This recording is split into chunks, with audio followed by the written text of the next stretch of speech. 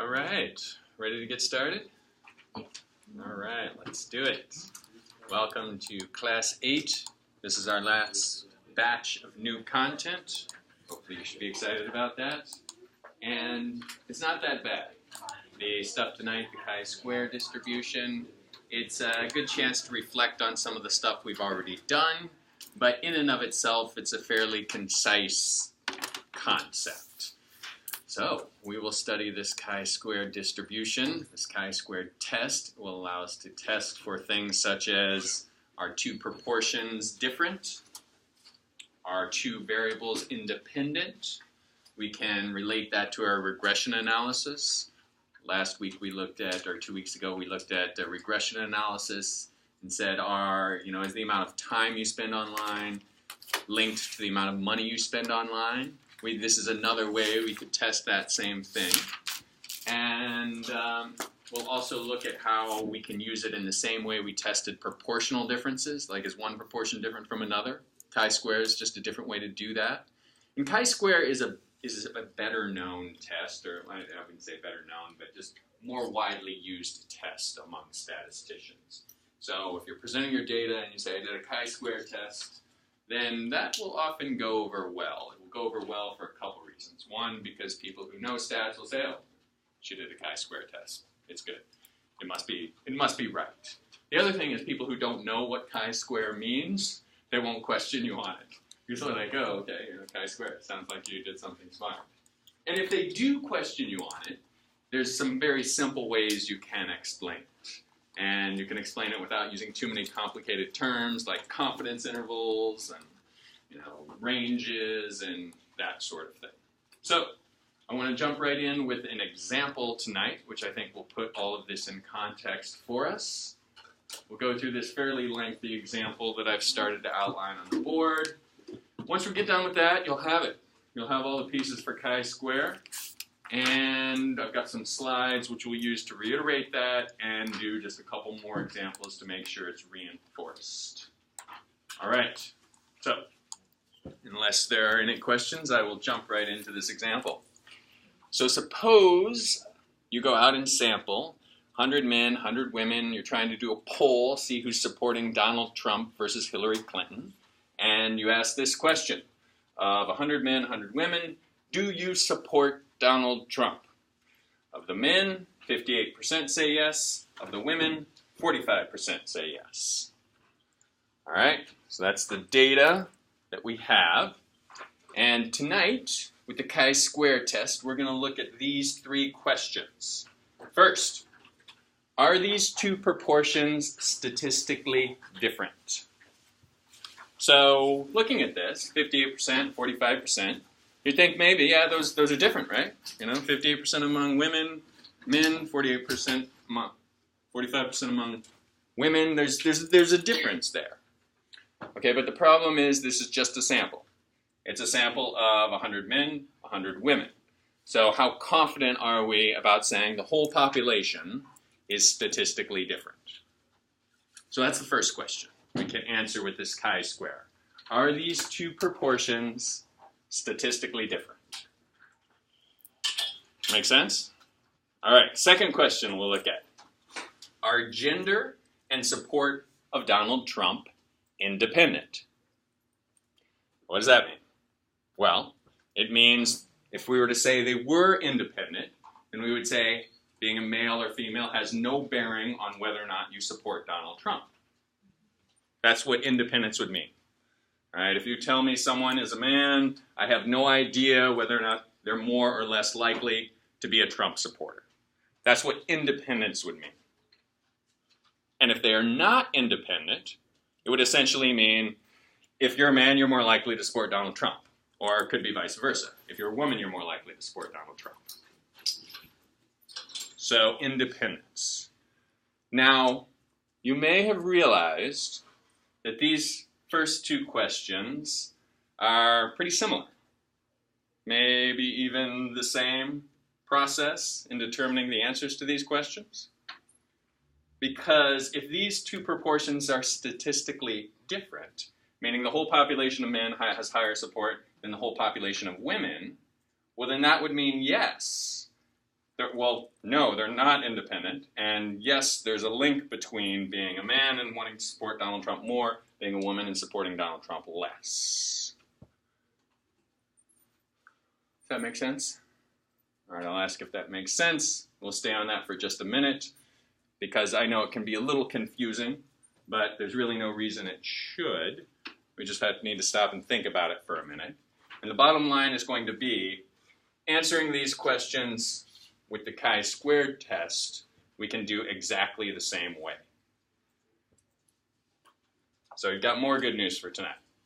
Not only is this a rather concise topic, but pretty much the only thing we're going to do is answering 2 questions with the same statistical calculation. All right, so let's just make sure we're clear on that. Are gender in support of Donald Trump independent? What would that mean?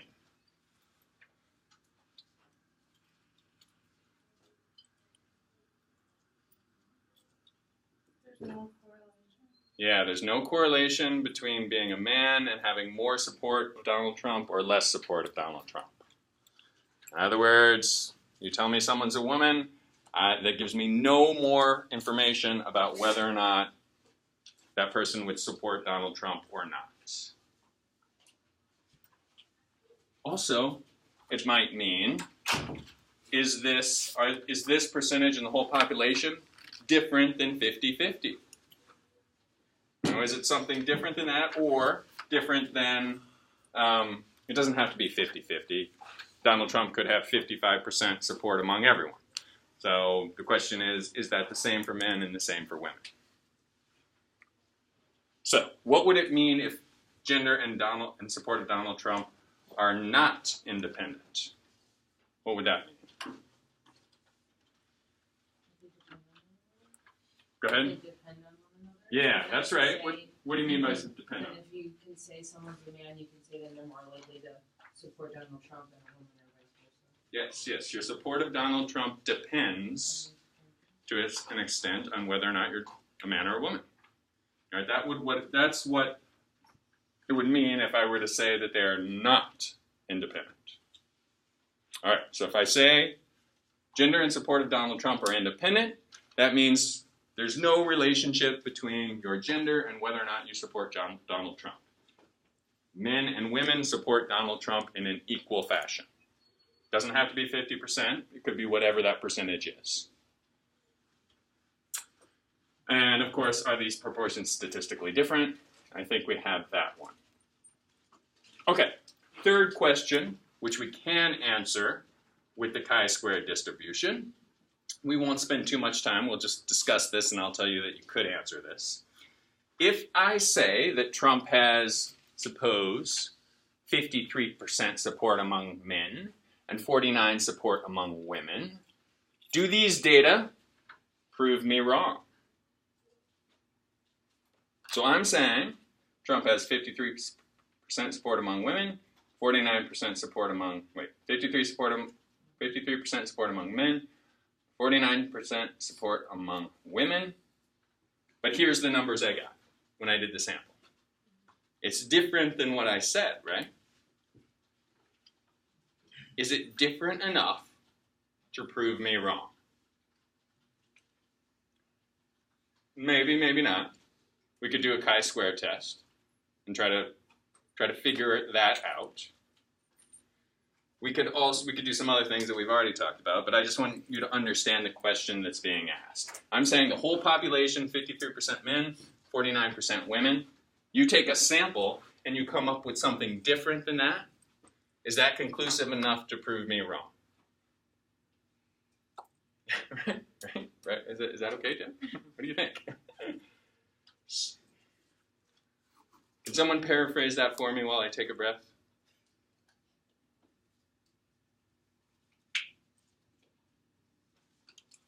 Now, this doesn't have to be 53% or 49%. I could say whatever I want. You could say whatever you hear on CNN. You could say whatever you hear from somebody in the Trump campaign. You could say whatever you hear from somebody in the Hillary campaign. And you could test that. You could put those numbers in and say, is the sample I found enough to prove this wrong?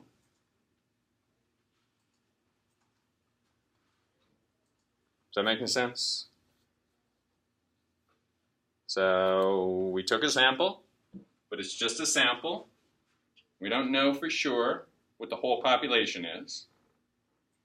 All right, let me tell you where I would go with one part of this discussion, is that for these proportions, I could do a confidence interval. Like we know how to do confidence intervals, right? I could say, in my sample, the support among men was 58%. That's the point estimate. But in the whole population of men, I think it's between 55 and 61. And I'm 99% confident of that. That the true population proportion is between 55% and 61%. So I could say I'm 99% sure that I have proven this wrong.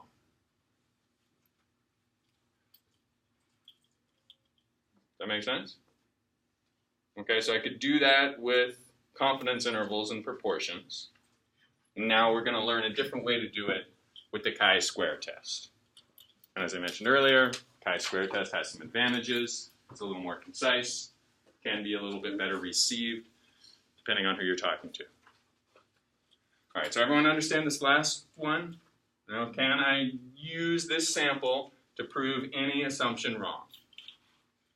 And then, of course, the first one I think we have, are these two proportions different if we relate it to the whole population? And then the middle one, which might be a little tricky, so speak up now if there's any questions here, are gender and support of Donald Trump independent? We would look at this, and if we see a wide difference between men and women, we would say, no, they're not independent. They are dependent on each other. If they're really close, we might say, yeah, they're independent. Doesn't really matter. If you're a man, you're a woman, same likelihood of supporting Donald Trump. Okay, so giving you the overview, we're not going to learn anything more than this tonight. We're just going to think about how to do the first one and the second one. And we'll just discuss the third one again, just so you know it's there. But we're gonna attack these two problems. So let's start with the first one. Are these proportions statistically different? So we've got a 13% difference. We think that's pretty sizable difference. All right, the whole population of men, 58%. The whole population of women, or our sample population of men, 58%. Sample population of women, 45%, 13% difference in our sample. We might be ready to say in the whole population, there is, those are statistically different. And one way we could do that we've already talked about, is confidence intervals with proportions. And I just gave an example and I was trying to explain number 3. But we can do the same thing with number 1. So 58%. That'd be our point estimate. And remember we learned with the proportions, we did that sampling distribution of the sample proportion. And we know we're 95% likely to be within 2 standard deviations, 99.7% likely to be within 3 standard deviations. So we can take that sample proportion, figure out what a standard deviation is. We have a formula for that. It's the square root of the proportion times 1 minus the proportion divided by the sample size. And this gives us a standard deviation. And if we go plus or minus 2 standard deviations from this 58%, all right, then we've got a confidence interval. We could also, I think a couple classes later, we learned proportional differences. We said, well, suppose we have 2 proportions, and we want to find the difference. Well, what's our point estimate for the proportion difference for these 2? Point estimate for the proportion difference between these 2.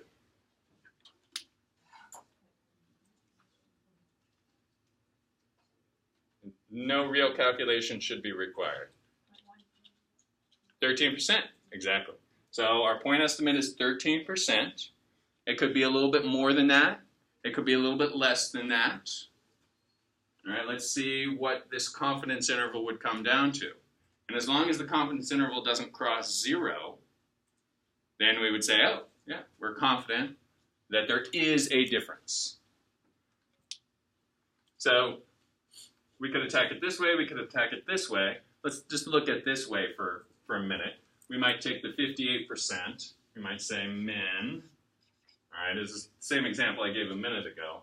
We would say our 95% confidence interval is between 55 and, let me do it this way, write an arrow, between 55 and 61. All right, that's my confidence interval for that. All right, and then for women, I might say, 41% and 49%. 49. All right, so those are 95% confidence intervals. How could I use this data to answer the first question? Are these proportions statistically different?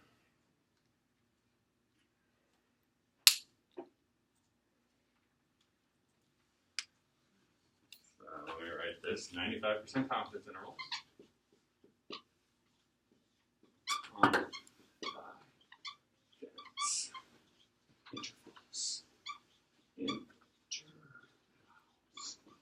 Okay. How could I use that information to answer this first question?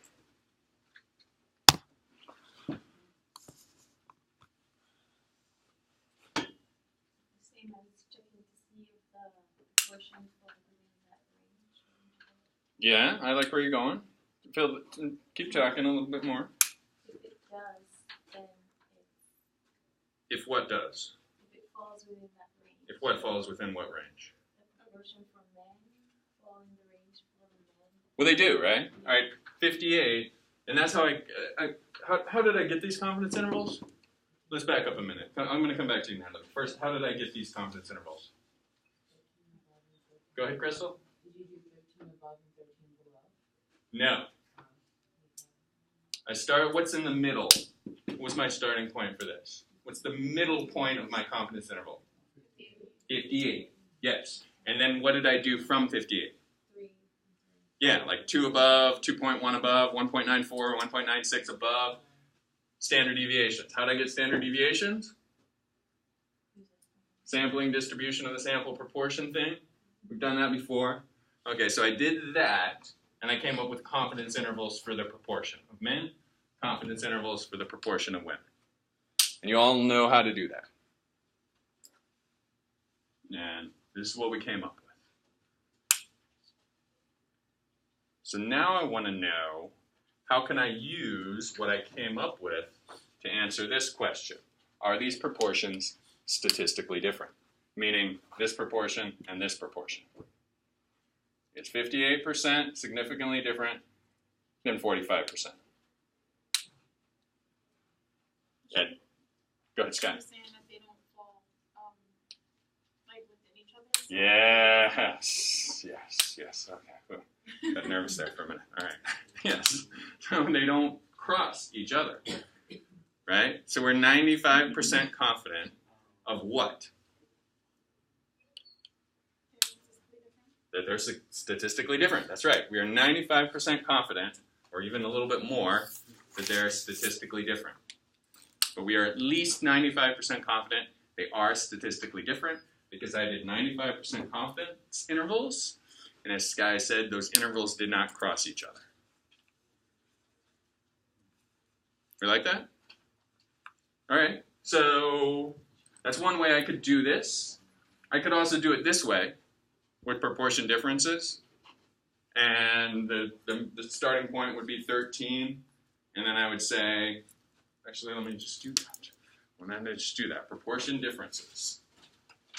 I would say, all right, so the proportion, so P1 minus P2, my confidence interval is going to be between it's going to be 9% to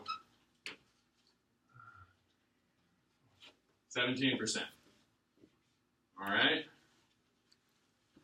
The first of all, how did I do this? How did I get that from 9% to 17%? What's in the middle? 13%. Okay, and what did I do to that 13%?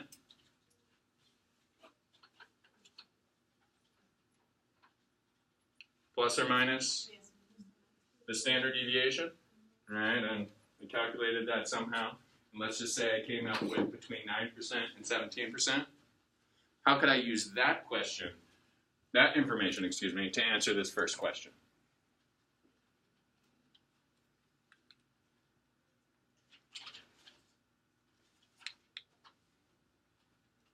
What's the minimum difference between these two proportions at the 95% level? The minimum difference between proportion of men who support Donald Trump and proportion of women who support Donald Trump, according to this. 9%. That's the minimum difference. So how does that help us answer the question, are these two proportions different? If the minimum difference is 9%.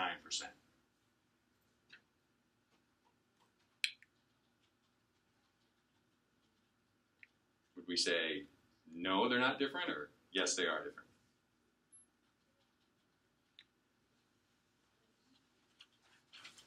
Go ahead, Scott. Yes.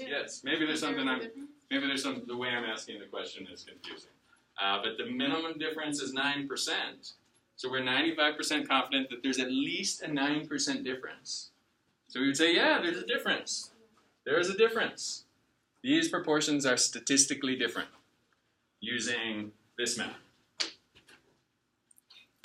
It could be as high as 17%, could be as low as 9%, but we're 95% confident there is at least some difference. Okay, is that all okay? Is that all feeling fine? That's actually really just warm up because we're going to learn a completely different way to do it now. We're going to do it with the chi-square distribution. Okay, and how we're going to do that is we're going to say, well, let's assume no difference. Let's assume that in the whole population, Donald Trump has the equal support among men, equal support among women. All right, and let's see how different this is from that expectation. And if that's really different, then we're going to reject the assumption that there is no difference. And we're going to say, yes, we did a chi-square test, and we found that there is a difference. So we're going to look at this data. We're going to say, well, assuming that there's no difference, what would we expect? And then how different is the reality of our sample for that? And we're going to look at just a different distribution, the chi-square distribution. I just did a quick little sketch of a distribution that you've seen before. We're going to say, all right, how different is this sample from what we would expect if there is no difference? Well, we might expect some difference because this is just a sample. You never know. The 100 people we call all could give us data which would be confusing or not representative of the whole population. So, we might expect a certain amount of difference. We get a little less difference. That's fine. We're good. We get a little more difference in our sample of 100. We're still good. We get a little more difference than that. We might start to say, wow, that's a lot of difference, but it's still, reasonable within our sample size. We start getting more, we start to raise some more eyebrows, say, wow, this is a pretty big difference in our sample, but not quite different enough until we get to a rejection region, hypothesis test, the same way we've done it before. We say, wow, this sample data is so different. You'd say, wow, this sample data is so different than what we would expect if there was no difference in the whole population. We're going to reject that assumption. All right. So I want to just throw that frame out there for us.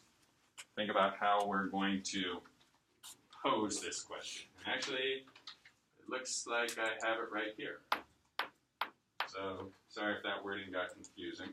Let me just reiterate that, how we're going to pose this question with the chi-squared test. And then I'll take a break and erase some stuff while you absorb that. We're going to say, let's have a null hypothesis that the percentage of men who support Donald Trump is the same as the percentage of women who support Donald Trump. Let's just assume no difference. And as always, when we do a hypothesis test, let's look for overwhelming evidence to the contrary. And the contrary would be the percentage of men who support Donald Trump is different than the percentage of women who support Donald Trump. All right, and then back to what I was saying a minute ago with that distribution. All right, if we were to assume the null hypothesis, the percentage of men who support Donald Trump is the same as the percentage of women who support Donald Trump, how unusual is it we would get a 13% difference in our sample? Well, is it like normal that we would get that big of a difference in that sample size? Is it a little abnormal? Is it a bit abnormal? Or is it really abnormal? And if it's really abnormal, given the null assumption, then we reject the null assumption, and we say there must be a difference in the percentage of men who support Donald Trump and the percentage of women who support Donald Trump. Okay, you think about that for a minute. I'm going to erase some stuff, and then we'll do the calculations. I'm just going to erase this stuff, the proportion and confidence intervals, because that was just warm up anyway. But okay. All right.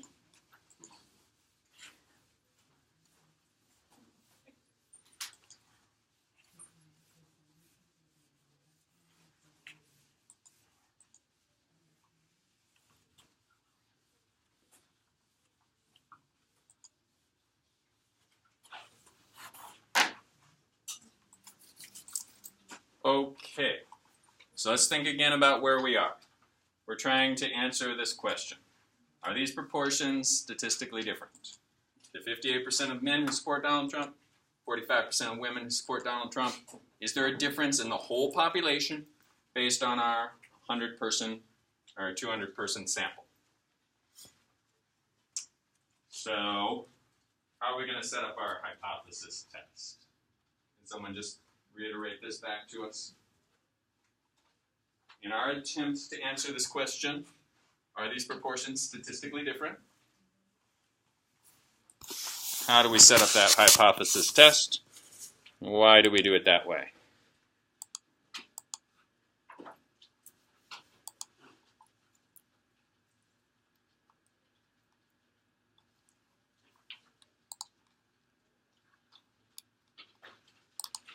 How are we going to frame this question of, are these proportions statistically different?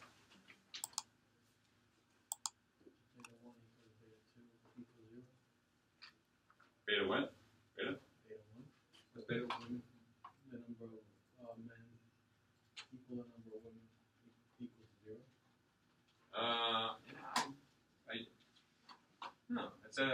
I'm not entirely sure where you're going with that. That sounds smart. I'm not sure. Maybe a little more than we need at this point. Just tell me. I just want you to repeat the same thing I said 5 minutes ago. So the percent of men who support Donald Trump is the same as the percent of women who support Donald Trump? Yeah, tell me about, we're going to assume what and look for what. Okay.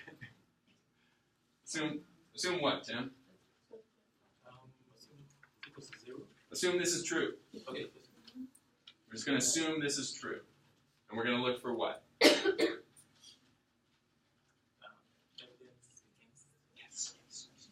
Evidence to the contrary. All right, so under this assumption, percentage of men who support Donald Trump, percentage of women who support Donald Trump, we're going to look at evidence to the contrary. Right now, looking at this, do we have evidence to the contrary? Mm-hmm. Yeah, we do. We do. The only question now is this overwhelming evidence to the contrary?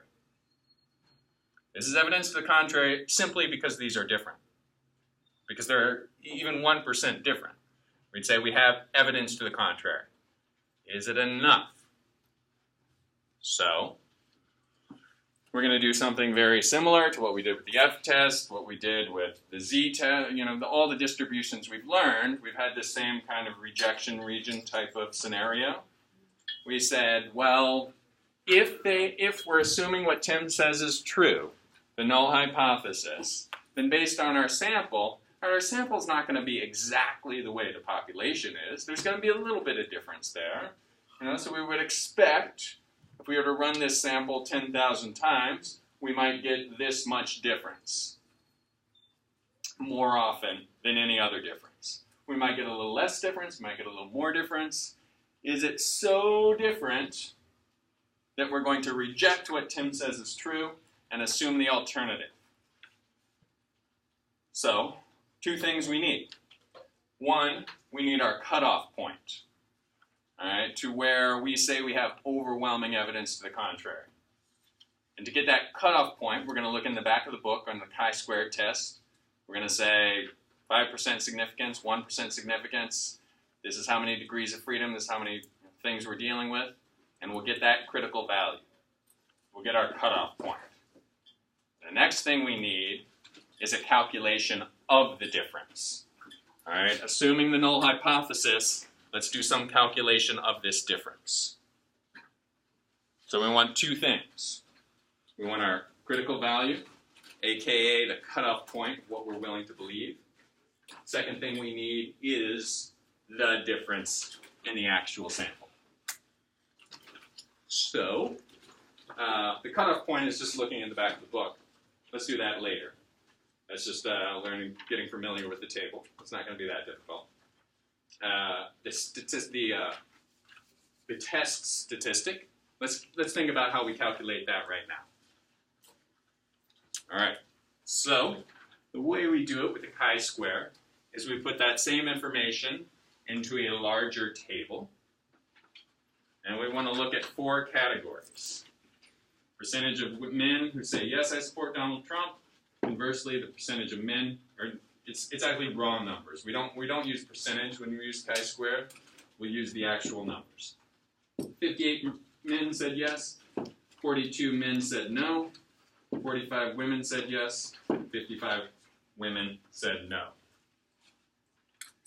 So, what we're going to do in a moment is we're going to say, under the null hypothesis, what would we have expected these numbers to be?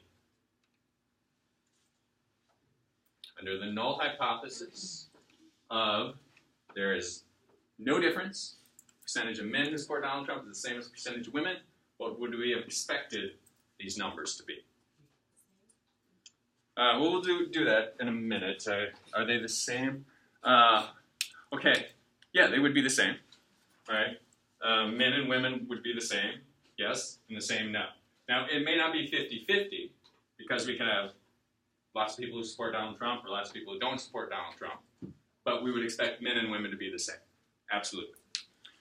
In order to get to that, let's do some totals.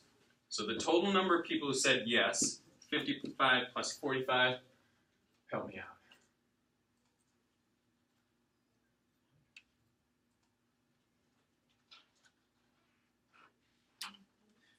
How much? 58 plus 45? Oh, you said 55. Sorry about that. 58 plus 45? 103. Excellent. All right, 42 plus 55? 97. All right, this comes out to a total of 200 people that we interviewed. Okay, how many men did we interview? 100, right? Mm-hmm. Yeah, that's just 100. Okay. And women, 100. Okay. So we've got some totals. What I want to calculate now is, given what Tim says is the null hypothesis, given that this is true, what would we have? How many men would we have expected to say yes? Now, it's not 50. because more than 50% could like Trump or not like Trump. We don't know. 50 is just the middle number. We don't know that that's the level of Trump support. But what we do want to suppose is that it's the same among men and women. How we do that is we say 103 people said, yes, I support Donald Trump. What percentage of the total people who we asked said, yes, I support Donald Trump? 103 said yes, a total of 200. Close to half, but not. 52-ish. Yeah, 51. 51.5. All right, so out of the 100 men, we think 51.5 would be expected to say yes, under this assumption of no difference. So 103 out of 200 is 51.5, so we would expect 51.5. And the way we do that is the column total divided by the grand total gives us the percentage, 51.5%, and then we multiply that by the row total, 100. 51.5% times 100 gives us an expected 51.5 people. Same thing for women, 51.5. Okay, now how would we do this for the no's? All right, we had a total of 97 no's out of 200.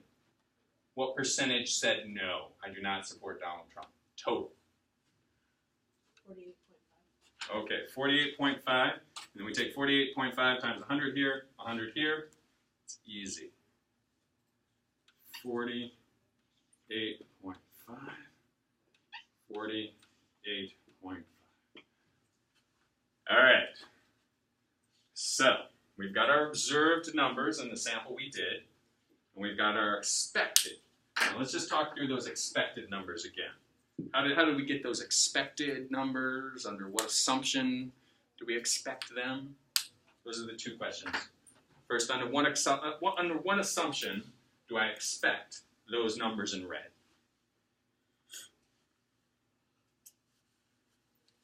Why do I expect those numbers to be what they are?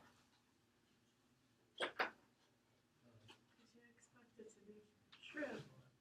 Yes, I expect the null hypothesis to be true. That's what you're going to say, right, Pepper? So I expect the null hypothesis to be true. So under that assumption, I expect equal number of men and women in the yes column, equal number of men and women in the no column. So I expect these numbers in red. The numbers I actually got were the numbers in black. What I need to do now is just add up the difference between the observed and the expected. There's got to be a formula for that, right? I'm going to do that formula 4 times. And I'm going to see what was the difference between what I observed and what I expected. Is it right around what I would consider average for taking this kind of a sample? Or is it extraordinary for this kind of a sample? You like where we're going with this? All right, now I think in your slides on page 4, there is our chi-square test statistic. And it is chi-square stat equals observed frequency minus expected frequency squared divided by expected frequency. Is that right? That's right? Okay. So, let's take a look at this first one. All right, we have our observed, we have our expected, and we need to know how to square stuff, and we need to know how to divide it, and that's it, right? So, let's do, and we need to do this 4 times, and add them all together. So, let's look at the first one. Alright, so 58 minus 51.5 squared divided by 51.5 equals.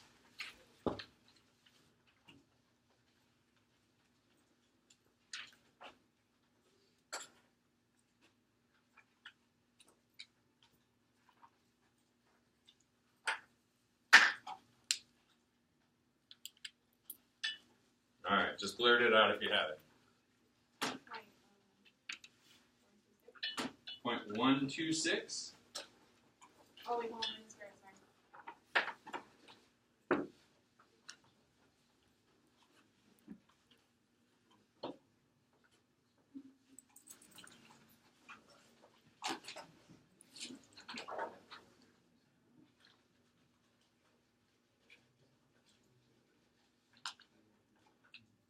Alright, let's do this. Actually, we've got we've got 4 rows. We've got 4 different calculations we need to do. Can we have this row? Can you do this one? This row, can you do this one? This row, starting with sky, can you do this one? And the last row, can you 3 do this one? Make sense? So, yeah. What he said. 0.820. Okay, all right, just hold on 1 second. We'll let everybody else work. 0.820 sounds right, though.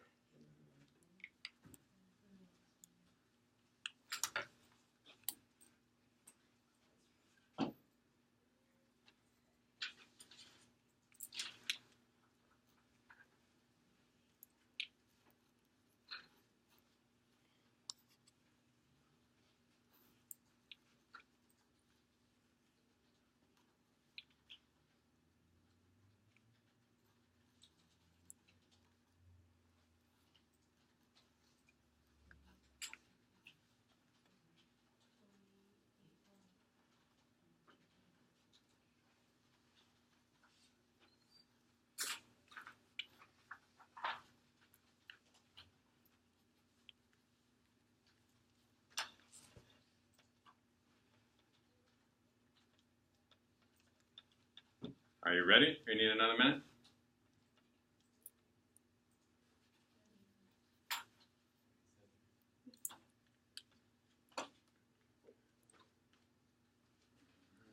Michelle and Crystal are still working.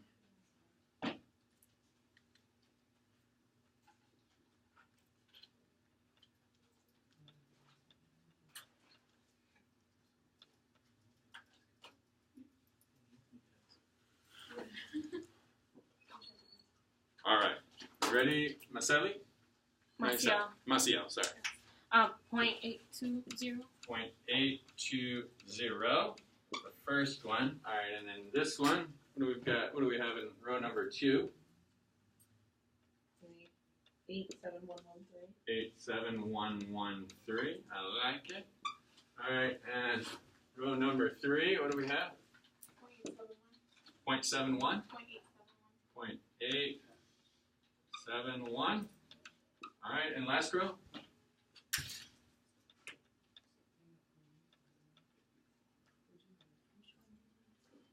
Give it 42. Are you looking for the 45? I'm looking for this last one here.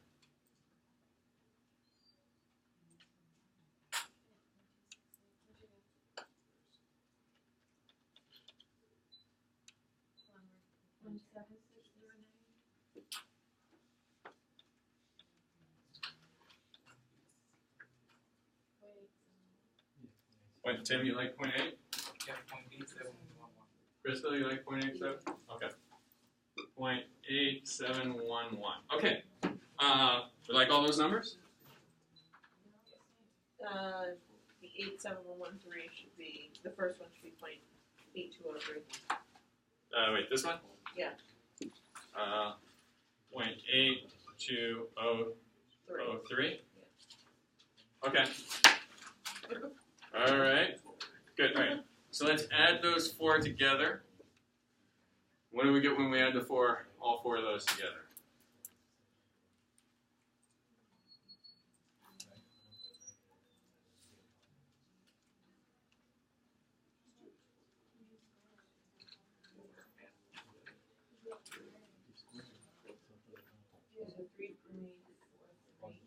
3.43. Let me check my numbers. That sounds right.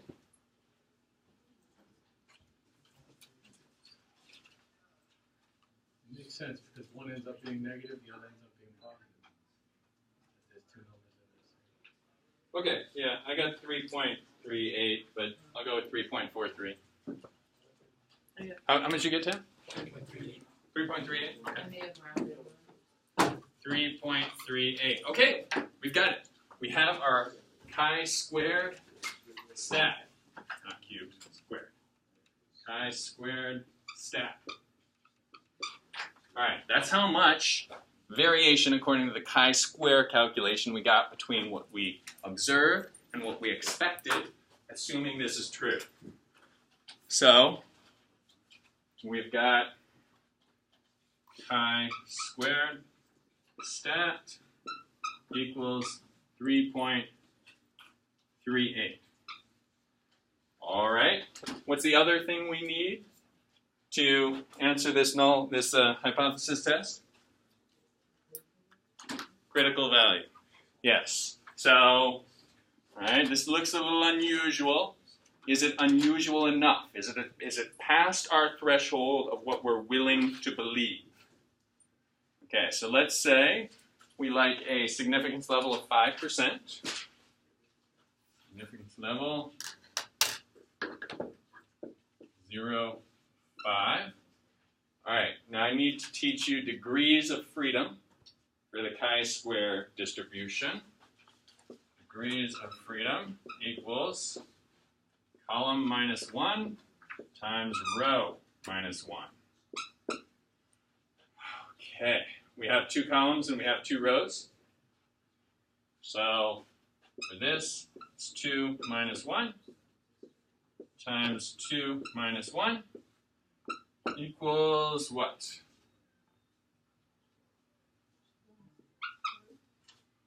1 times 1? 1 degree of freedom? All right, so we want a significance level of 5%, 1 degree of freedom. Let's crack open the back of the book and see what the critical value for chi-square is.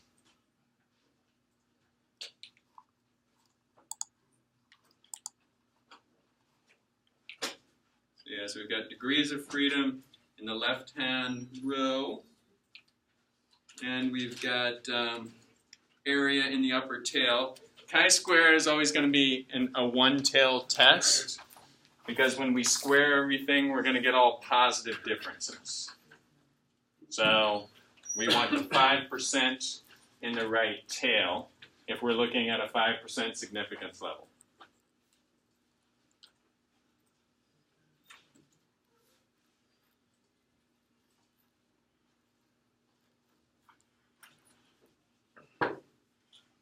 Right. Critical value.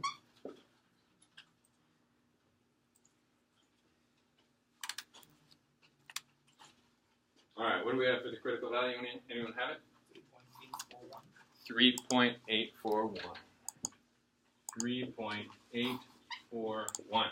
Yes, that meets with my recollection. All right. So we've got the 2 pieces we need to solve the question posed in the hypothesis test. What is our answer? Or do we need a minute? All right, we'll come to that one in a minute. Let's just go back to the back of the book, make sure we're comfortable with that. Yeah, if everyone wants to take a minute to look at the chi-square table, the left-hand column, we've got degrees of freedom. On the top row, we've got area in the upper tail. Chi-squared are always going to be one-tailed tests because when you square the differences, you're going to get positive numbers the whole time. And if we're at a 5% significance level, we're looking for 5% of the time. Like so, under the no difference hypothesis, we could get something this unusual 5% of the time, but still we're not going to believe it. We're like, oh, that's only 5% likely to happen. We're not going to believe that it's true. So we have the cutoff point, threshold of what we're willing to believe.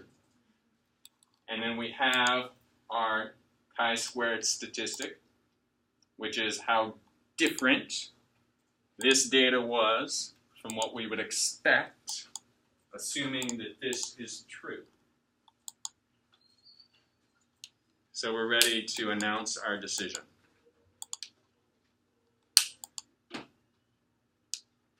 Anyone want to announce it for us? Lauren. We would accept it. We like fail to reject, right? Fail to reject. Yep. Because the critical value is more extreme than the test. Exactly. We fail to reject. So this is a little confusing because I wrote them right on top of each other.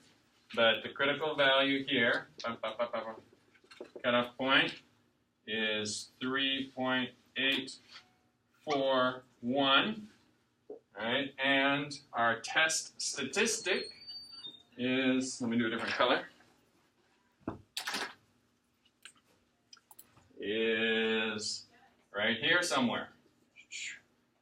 This is 3.38. Okay, so when we fail to reject, we do not have enough evidence to reject the statement that the percentage of men who support Donald Trump is the same as the percentage of women who support Donald Trump. So we cannot get on CNN and say Trump has more support among men and less support among women. Right? Getting some puzzled looks. I'll stay on that for a minute. So we wanted to see, we initially thought maybe that was the case. We initially thought Trump has more support among women than he does more support among men than he does among women. Because this is 13 points of difference. We're like, whoa, Trump has way more support among men than he does among women. But then we wanted to try to do some confidence interval type thing. We wanted to say, well, this is just a sample. Is this evidence that the whole population has a different percentage of men who support Donald Trump, different percentage of women who support Donald Trump? And it turns out, based just on this sample data, that we cannot say that at our chosen level of significance.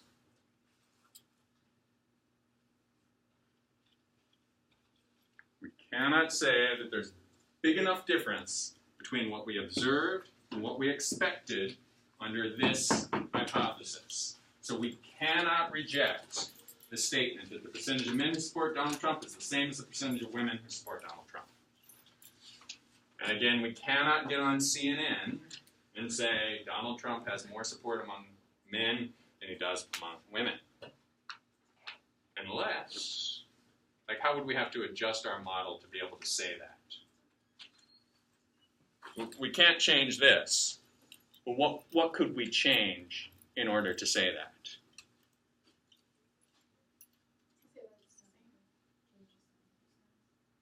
No, we already got the data. We're not going to change the sample size. We could, though. You're absolutely right. But what's another way we could change? We could change our model so that we could get on TV and say Donald Trump has more support among men than he does among women. No, we can't. We can't, because that's based on the formula.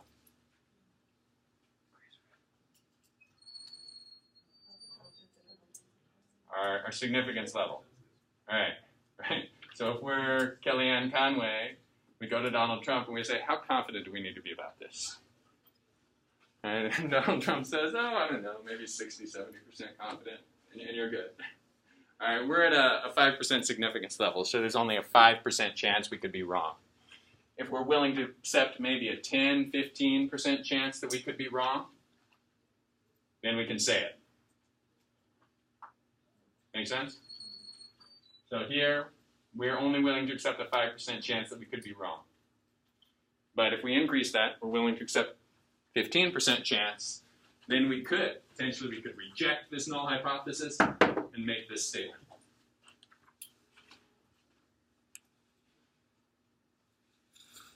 All right, how's everyone feeling on that? Okay.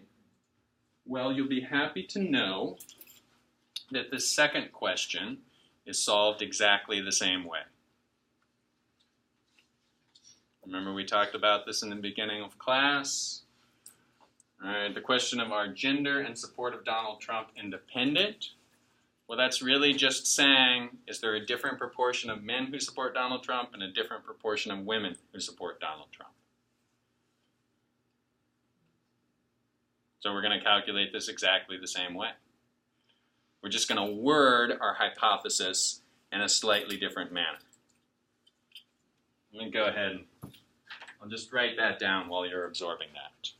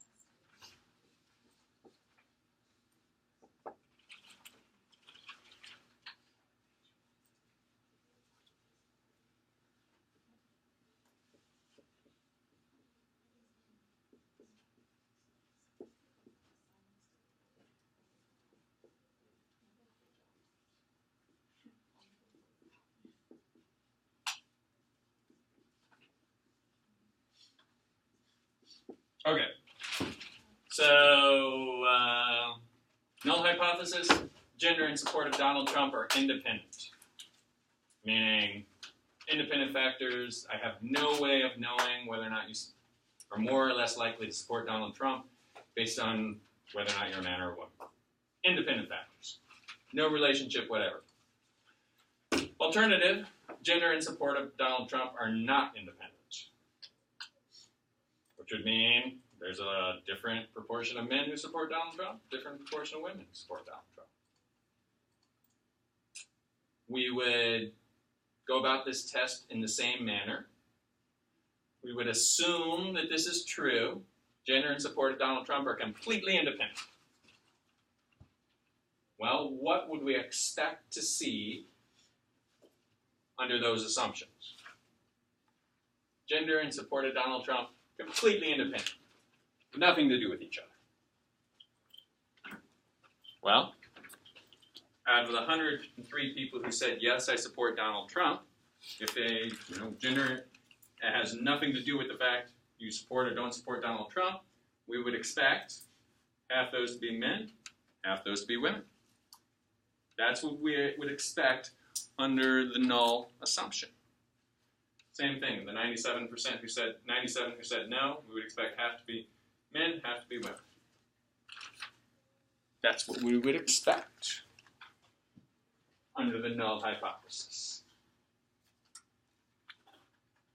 And then we do the same thing. We look for overwhelming evidence to the contrary.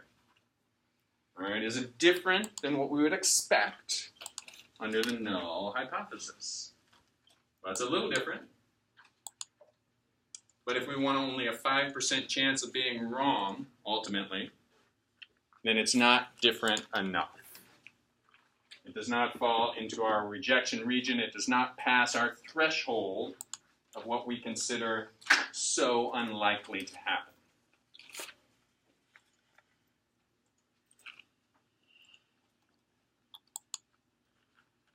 Any questions? Are we feeling like we've got this? All right, say nothing if you feel like you've got this. Can you get a p-value out of Excel? Yes, absolutely.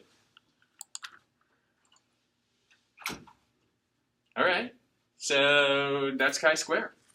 That's what we do. We solve these two questions exactly the same way.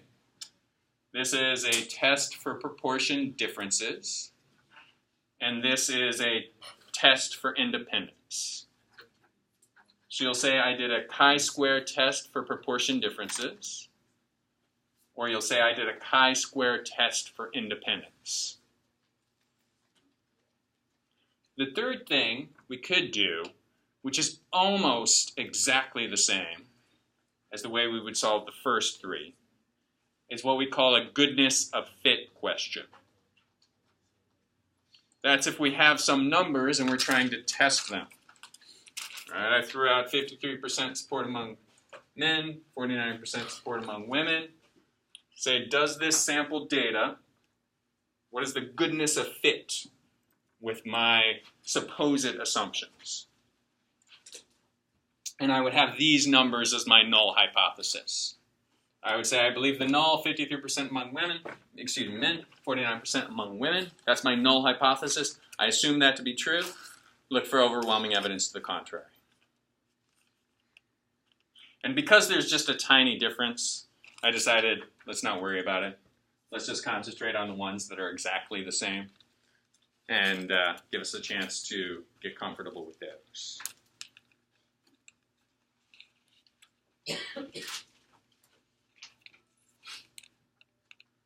All right, so we're going to go through the slides at this point. On the slides are just some formulas, some written down explanations, and two examples. Two examples are one of these and one of these. All right, but there's no, you've got it, there's no new twist on this. There's nothing else that you need to know about how you calculate this. So are you ready to dig into the slides for a minute? We'll go maybe another half an hour and then we'll take a break. I don't know, we may make some progress here in the next half hour. I don't think we'll get completely done. But, all right, let's try it. Let's try it.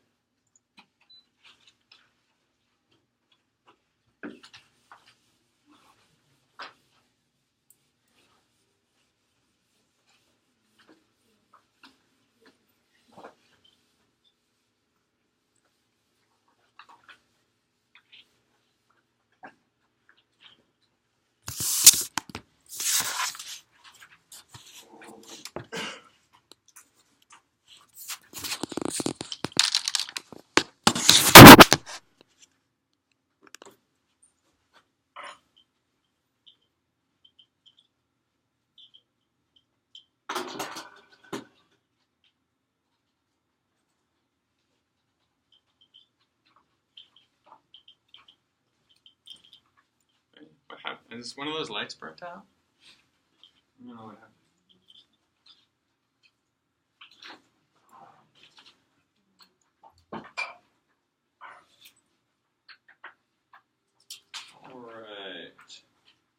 All right, chi-square test. We could use more than one proportion. That's kind of the beauty of this. Here we just use two proportions. We could use 3, 10, however many we want. We talked about the chi-square distribution. I drew a picture. We did chi-square test for differences in population proportions. That was the first question we asked.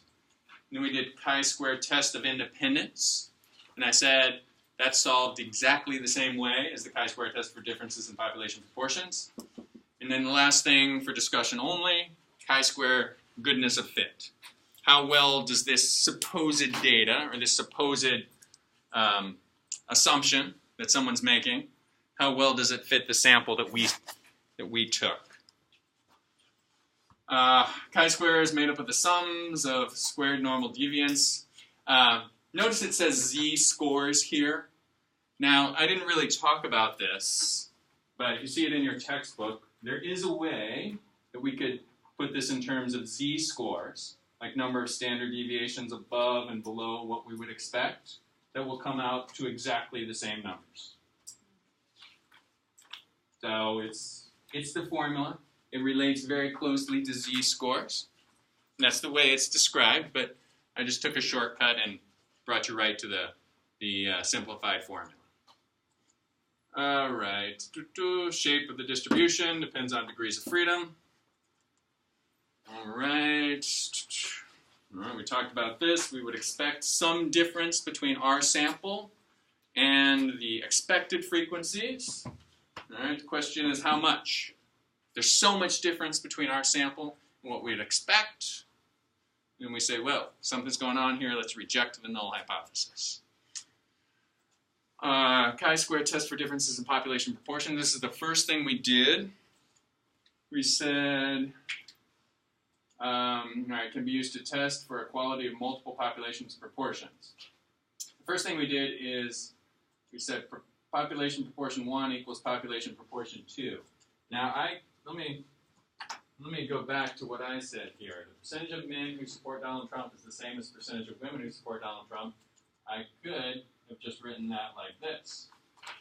All right, population men equals population proportion women, right?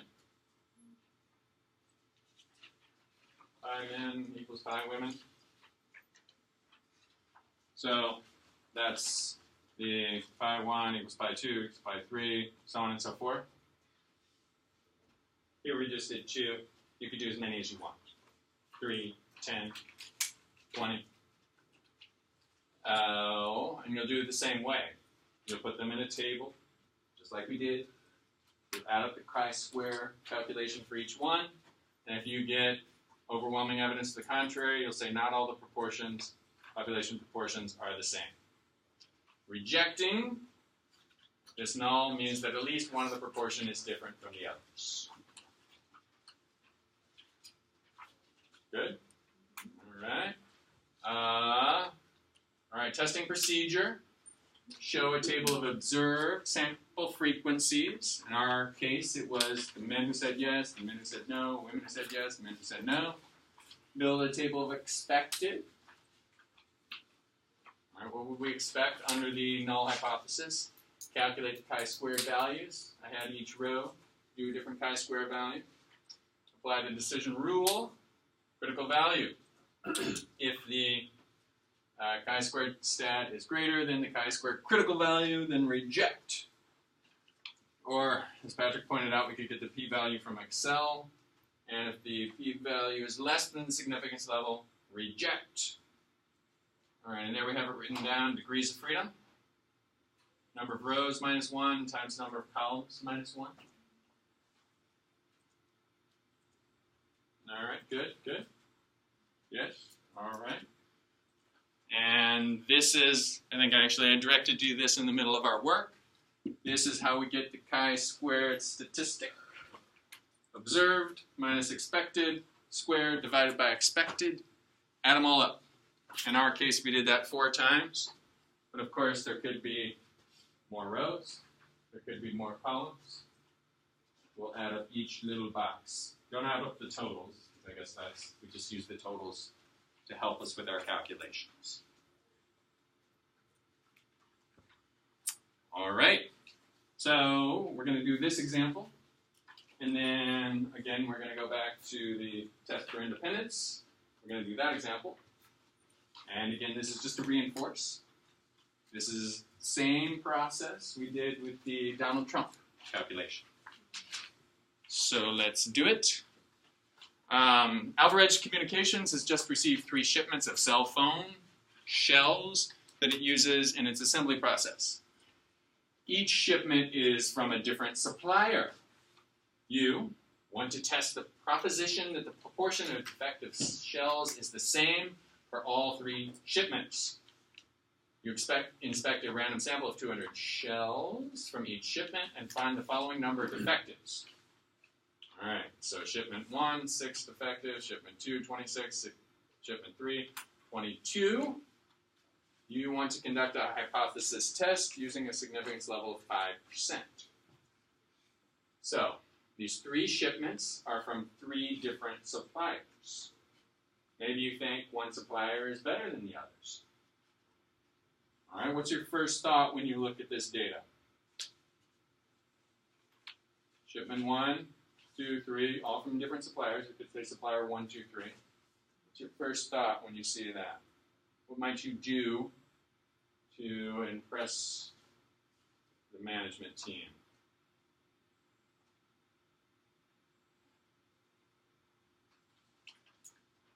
Well, do you want defective shelves? No? Okay. So what's your thought when you look at this? Yeah, you want the one with less, right? Okay, so your first thought might be, well, supplier 1 is doing a pretty good job. So maybe we should cut supplier 2 and supplier 3 and just use supplier 1. Why can you not do that right away? Why do you at least have to do a calculation? Yeah, the significance. In particular, we're comparing what to what? We're comparing the sample to what we think about the population. Yes. So we want to do some tests and say, is this different just because of random chance? Or can we, with only a 5% chance of being wrong, say supplier 1 is the one to go with? That's what we want to figure out, right? All right. So let's put this all in a table. Let's do observed, expected, or observed versus expected. Let's calculate out the chi-square stat, and then let's find the critical value, and let's decide if we want to make a clear statement. Okay, so we've got shipment 1, 2, 3, number of defectives. Remember there was a total of 200 in each. So non-defectives here. All right, let's set up our hypothesis test. Somebody tell me about that hypothesis test. How are we setting that up and why? The null and the alternative.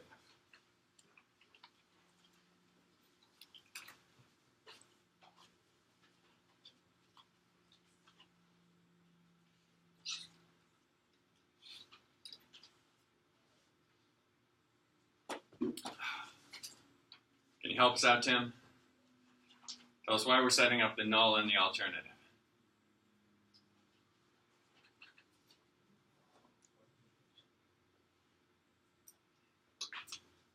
Same thing you did over there in the corner. Find out the percentage of infected. Yeah, we're going to do that, but how are we setting this up? All right, somebody help Tim out. How are we setting up the null and the alternative? And why do we pose the question like that? Percent of defectives in shipment 1 is equivalent to percent in shipment 2 and shipment 3. Yeah, so what are we saying by saying that? 1 equals 2 equals 3. That there's no difference in the whole population of these cell phone shelves. All right, now what did we see when we looked at the sample though?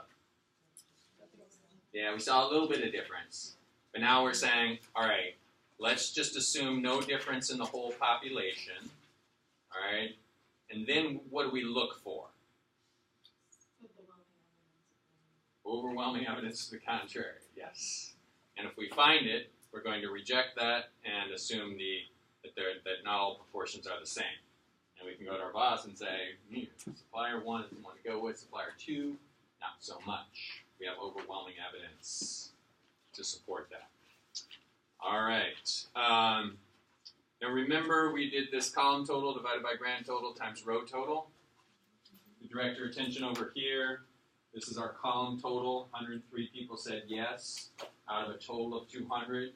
So 103 divided by 200 gives us the percentage, the proportion. And then we multiply that percentage proportion times the column total, which in this case was 100. It's easy. So column total times row divided by grand total times row total. Alrighty. So let's do the expected frequency for shipment 1.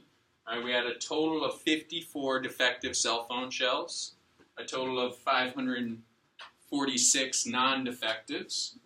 So 54 total out of 600. What's the percentage in defectives overall? 54 out of a total of 600. What percentage is that? 9%. All right? And under our null assumption, we would expect all these to be the same. So 9% of 200 is 18. And we'll do the same thing over here, non-defectives. This would be 91% of 200 is 182. All right, so we've got our table of observed versus expected. In shipment 1, remember we observed a small number of defectives compared to what we would expect, assuming there's no difference in these populations. All right, what's the next step? We've got our observed and our expecteds. Go ahead, Michelle. Yeah. Calculate our chi-square statistic. Observed minus expected squared divided by expected. Do that 6 times. Add them all up. Okay? So it turns out when we do that 6 times, add them all up, we get 13.66. That's our chi-squared stacked. So we need to know what else now. What's the other piece we need to know before we are ready to make a decision? Critical value. All right. Does that 13.66, is that the overwhelming evidence to the contrary? Or is it that just usual? All right. We've got 3 big shipments. Sample size of only 200. You might expect some variation. So we need to know the critical value. All right, how do we determine, so we need to look in the back of the book to determine our critical value. In order to do that, we need degrees of freedom. And what's our formula for degrees of freedom? Yeah, row minus 1 times column minus 1. And we have 3 rows, and we have 2 columns. Yeah, so 3 minus 1 is 2. 2 minus 1 is 1. 2 times 1 is 2. Make sense? All right, so we've got degrees of freedom equal to 2. We like a 5% significance level. We only want there to be a 5% chance of being wrong. So you'd flip to the back of the book. You'd look under 2 degrees of freedom. 5% significance level, 5% in the right tail. I'll give you a minute to do that. You don't have to do it if you don't want, but I'll give you a minute to look back and just confirm that that you could, if necessary. 5.991. All right, did anyone need more time to double check that in the back of the book? All righty, we're ready to announce our decision. And what is our decision? Yeah, what do we reject? Reject the null hypothesis, but what does the null hypothesis say? Yeah, that everything's equal. Right? In other words, there's no difference between suppliers, that there would be no advantage to dropping one or dropping the other. We're rejecting that hypothesis. And we are accepting the alternative in this case. When we reject the null, we never want to accept the null, but we can accept the alternative. We can accept the alternative hypothesis that there is a difference. Based on sample results, 3 shipments do not all contain the same proportion of defective units. All right. So, yes, question? I'm a little confused with the R minus 1 and the C minus 1. Okay. So it's just row minus 1 times column minus 1. It's just a little funny. We just memorize it. So if we have 3 rows and we have 2 columns,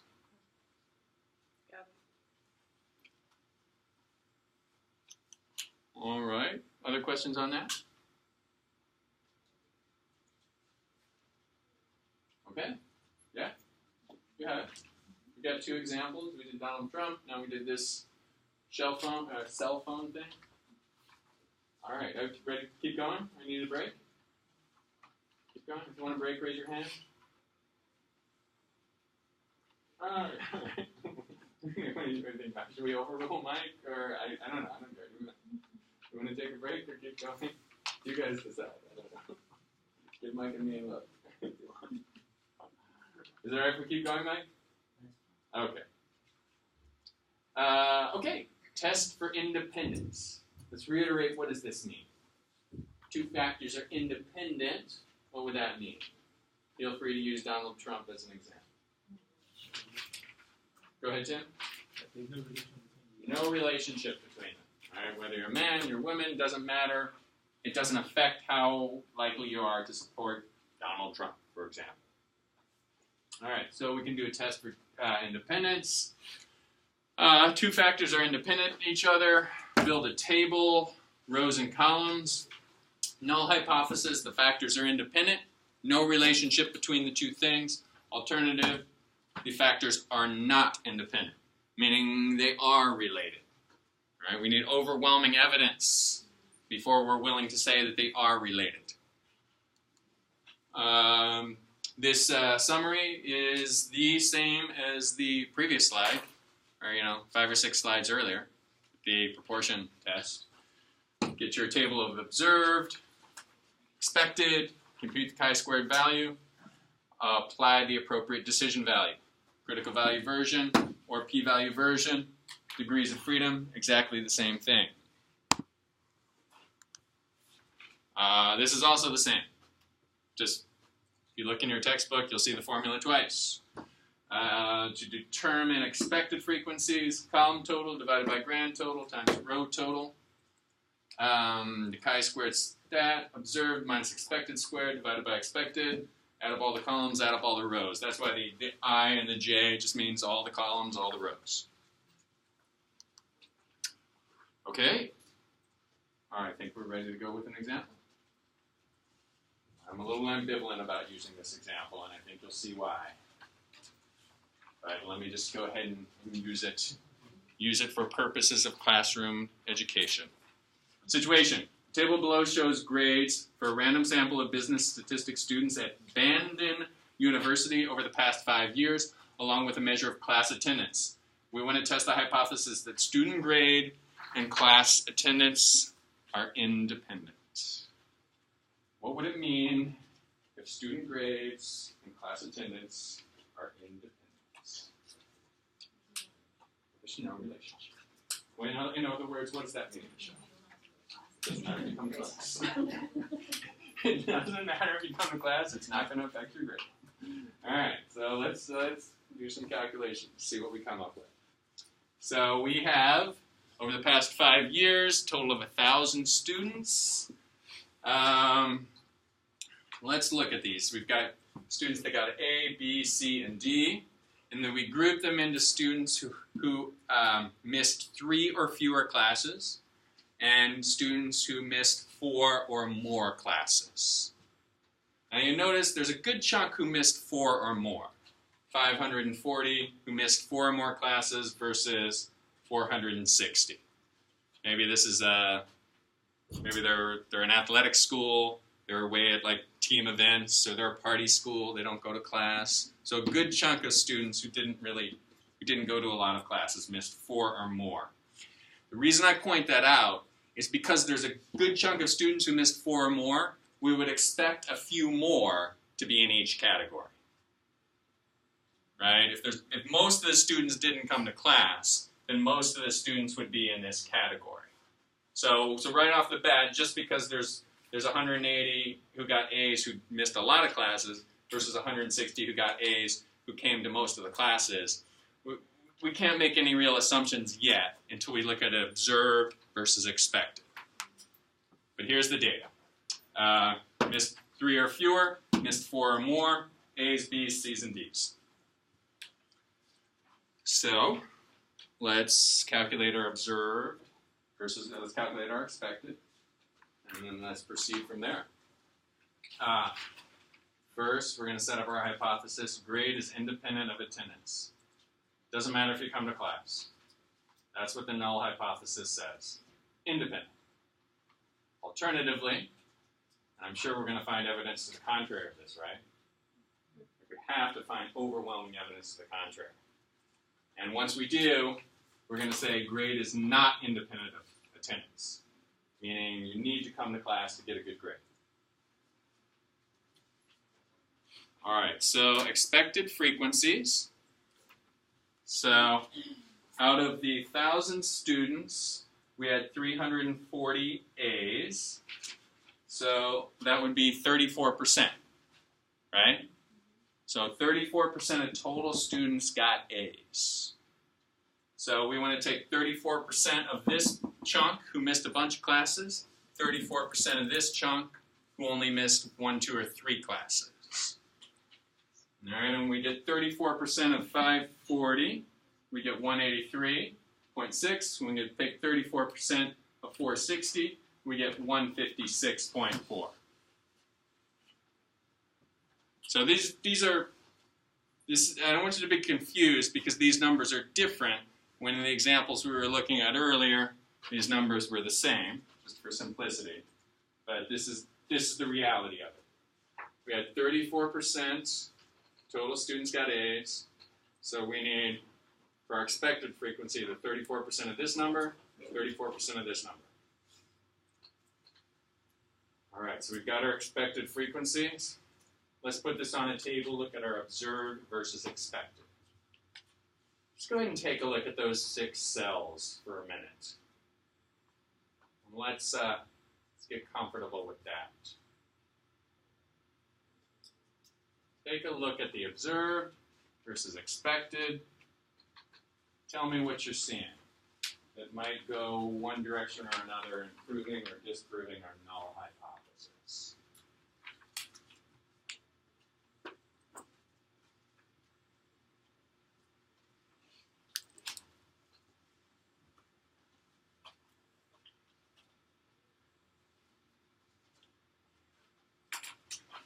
Let's focus on the A's here, or the folks who got A's. Let's compare observed versus expected and observed versus expected for these 2 categories, and tell me what you see.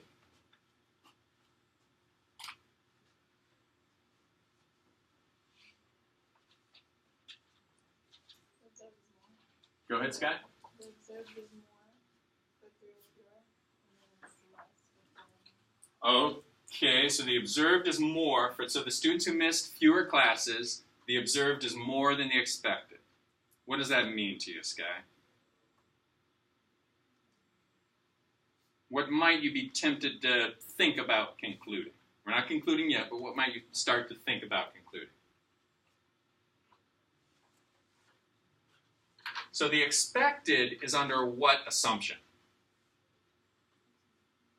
Go ahead, Diana. It's independent. And independent means doesn't matter if you come to class.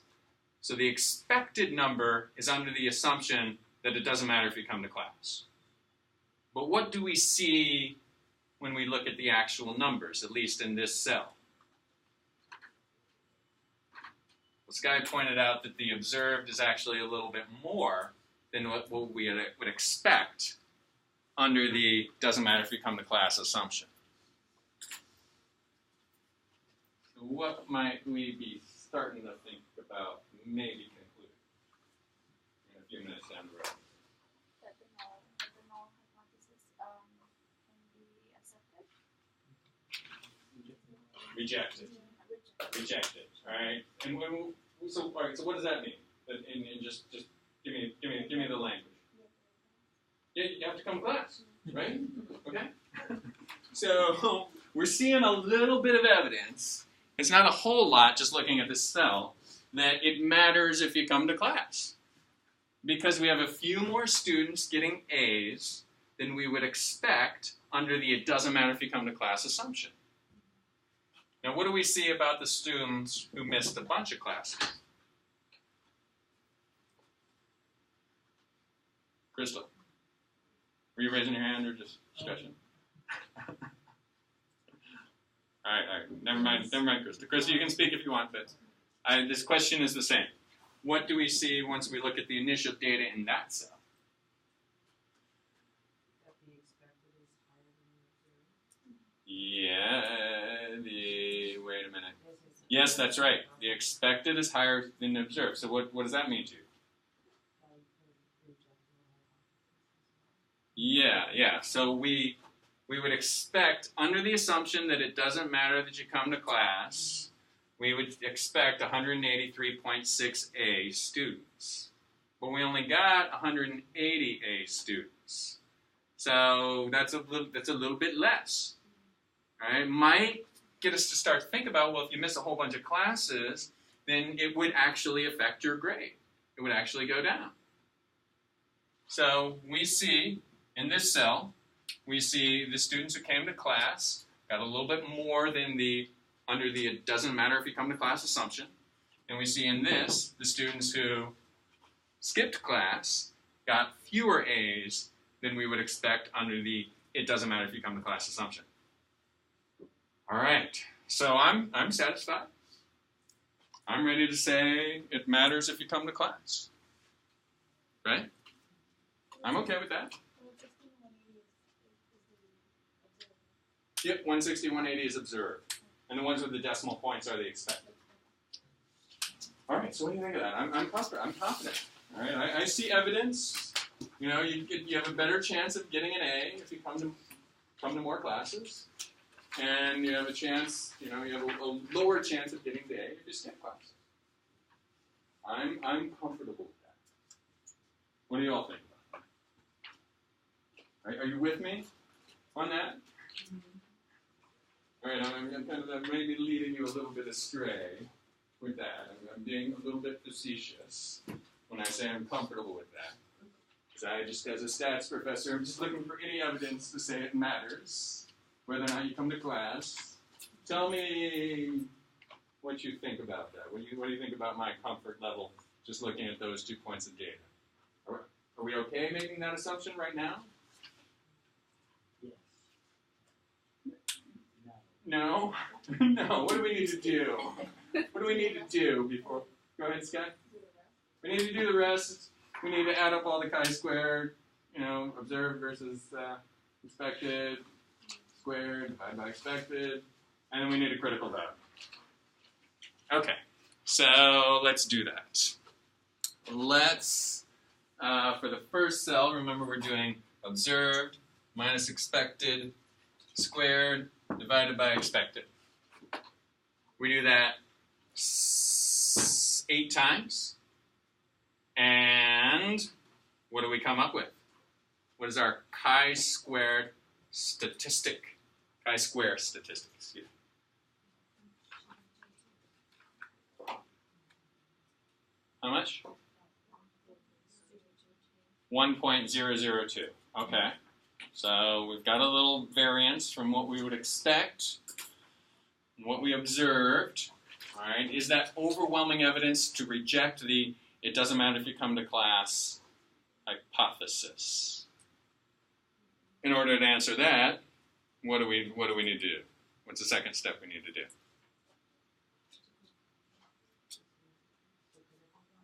Yeah, look in the back of the book, get the critical value. All right, in order to do that, we need degrees of freedom. So how do we calculate degrees of freedom? Yep, row minus 1 times column minus 1. We've got 2 rows, we've got 4 columns, so 2 minus 1 times 4 minus 1 equals 2 times 3 equals 3 degrees of freedom. And we'd like a 5% significance level. So let's flip the back of the book and let's see what our critical value is. Is it? Yeah, it's not that one. What's it in the book? It's 7.815. 7.815. Oh, yeah, well there it is. Yeah, it's 7.8. 7.8147. Oh, and it's different. What's the book say? 7.81. Okay, fine. Yeah, that's fine. I'm okay with that. All right, so that's the critical value. 7.815 is what you would see if you look in the back of your book. All right, we're ready to make our decision. We're ready to announce our decision. What is it in this completely made-up scenario? Lauren, announce the decision for us. Do not reject because the p-value is more significant than the significance level. Yeah, well, let's get to p-value in a minute. Let's just stay on the critical value. So just announce the decision based on this critical value that we looked up in the back of the book and this chi-squared stat.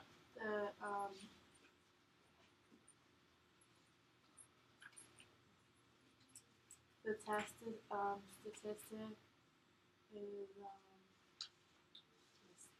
less than the critical value. Yes. Sorry, I couldn't think of the word. Yeah, that's right. The test statistic is less than the critical value. What does that mean for our decision? We cannot reject the null hypothesis. And what is the null hypothesis? Grade is independent of attendance. Doesn't matter if you come to class. We don't have enough evidence to reject that hypothesis. All right, and p-value from Excel. Gosh, I don't think we've ever seen a p-value quite like that. What does that mean? What's the p-value?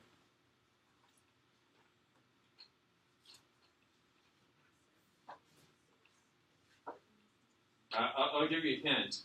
If the p-value were less than the significance level of 0.5, then we would reject the null hypothesis.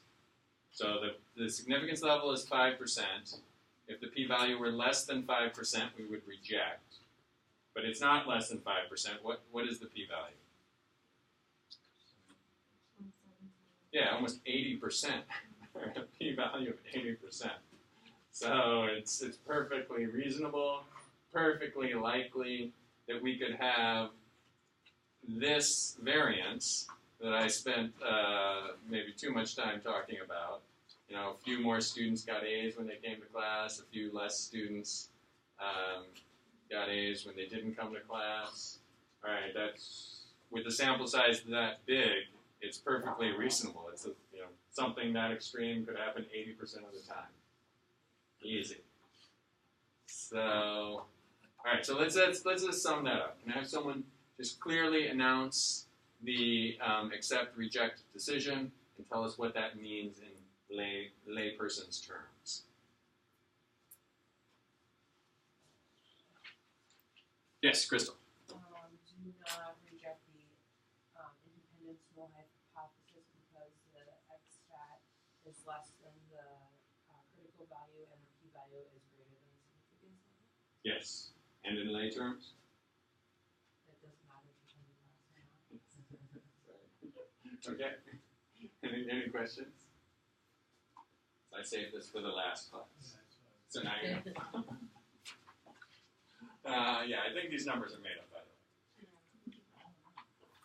way. It's possible.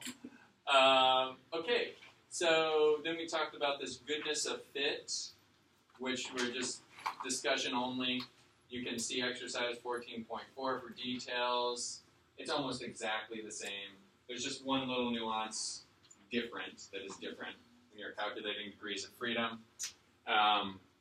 So you have some value that you think the proportions are equal to. It could be 2 proportions, could be 10 proportions. You say they're equal to these numbers. Alternatively, they're not equal to these numbers. You do almost exactly the same thing with just a little difference in degrees of freedom. And you call that your chi-square goodness of fit test. All right, I've got some homework instructions.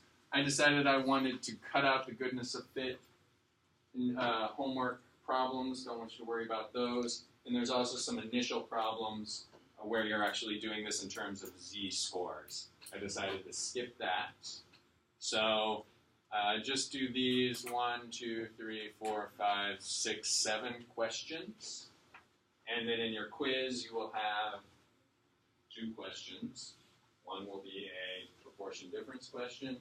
The other will be a test for independence question. And you'll do calculations just like this. I would definitely get comfortable with Excel and use these on Excel. So I would look at using calculating these problems with Excel. And to that end, for the Excel exercises, I would look at them, see what helps you solve those questions. But if there's Excel problems that you don't want to spend too much time on, for this assignment, the Excel problems for Class 8, don't worry about doing every Excel problem in the syllabus.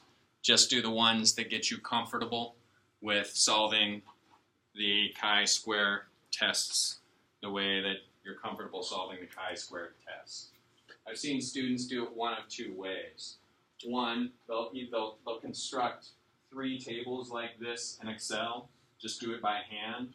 They'll put the observed values, then they'll have a table below it where they'll put the expected values, and then they'll have a table below that where they'll have observed minus expected squared divided by expected, and get the individual chi-square things that they need to add up in the rows, and then they'll calculate the chi-square test statistic that way. And if you're comfortable doing it that way, great. But the Excel problems will show you a shortcut way, where you can just have these numbers. You'll select all 4 of them and you'll chi-square. There'll be options like that if you're comfortable using them. So I give you the choice on this one. If you want to do those problems that way, fine. If you want to just do them by hand on Excel, that's fine too. Any questions? All right, I think that's it. Next week we will review.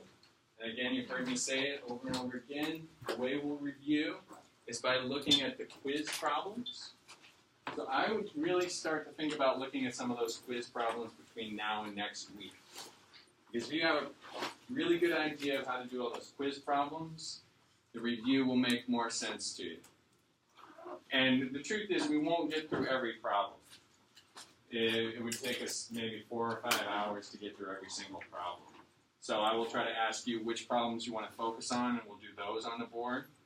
And if we can do them a little bit faster, then we can get through problems. But I would really come to next week's class knowing exactly how to solve each of those problems, and then when we review it, it'll just be a way to ingrain that. So I would look at those problems, and I would do them by hand 2, 3 times by yourself. The same problems. That's the way I did it when I was learning this material. I just looked at the problems, cranked it out by hand, got used to using the calculator, got used to recognizing when I put something in percentages or forgot to put something in percentages.